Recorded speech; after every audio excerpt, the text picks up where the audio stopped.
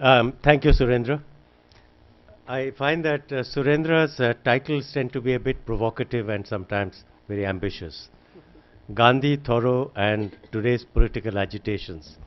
This is vast in scope, and connecting the dots is really would require a lot of intellectual imagination. But let's put Thoreau in perspective.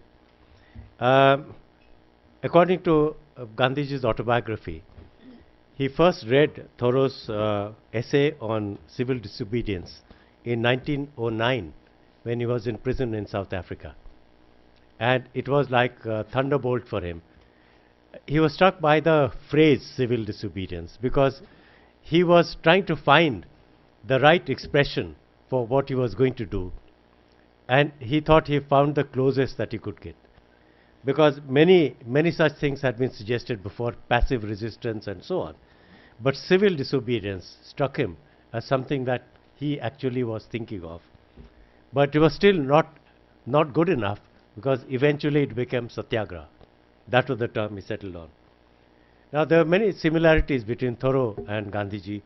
Both were interested in political structures.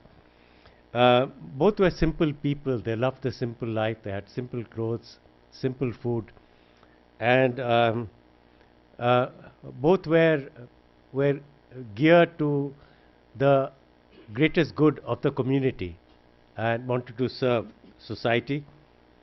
Interestingly, both had similar views on sexual abstinence and so on.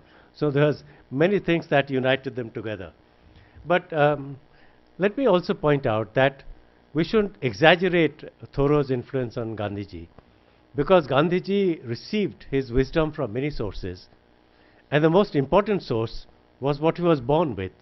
He inherited Hinduism in his DNA and through his early life. That was the dominant influence of Hinduism, Jainism, Buddhism, Sikhism.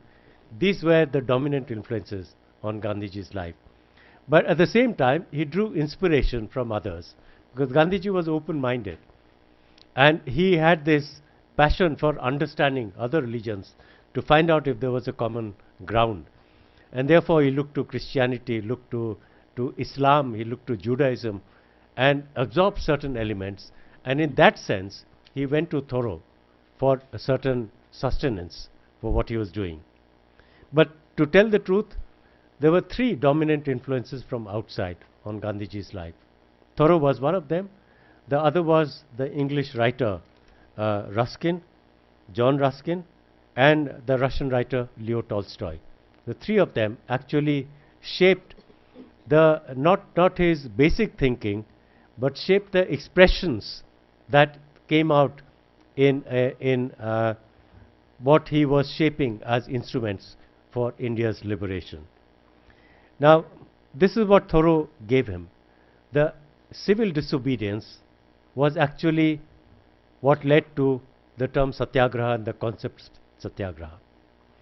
But Ruskin was talking about economics, of how to reorganize society so that workers could be given their share, the dignity of labor could be established, and how instead of going in for industrialization, how we can have small self-sufficient communities which would bring in greater happiness. And so I think if Thoreau gave him satyagraha, Ruskin gave Gandhiji sarvodaya, the concept that eventually he expounded. And Tolstoy, of course, gave it that great moral balance. And they were in intimate contact, they were exchanging letters and so on. So that is the background. I think we should put Thoreau in perspective as one of the great thinkers whom Gandhiji reached out to get inspiration.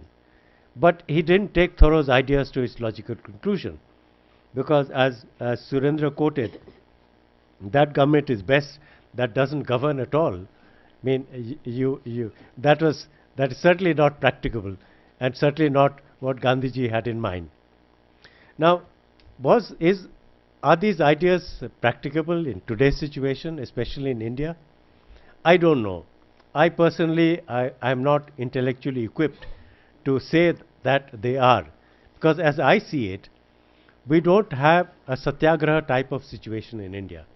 Gandhiji used satyagraha as an instrument by which India could get rid of a very powerful, militarily strong colonial ruler. We don't have that situation. We have our own government.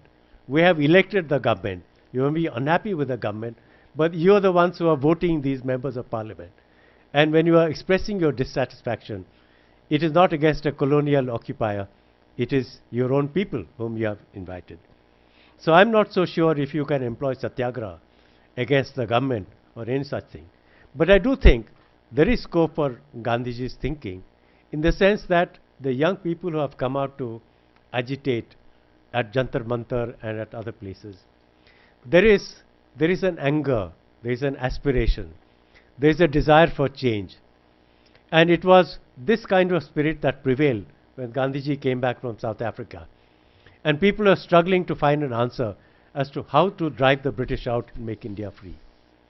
Perhaps this is the moral vacuum that is there, where we think we need somebody like Gandhiji or somebody is thinking like Gandhiji is thinking, which can give us a direction, which can give us a shape. I think I'll stop here because we have a very distinguished panel who are going to share the thinking with us. It's now my pleasure to invite Ms. Adele Rupp to give the American perspective.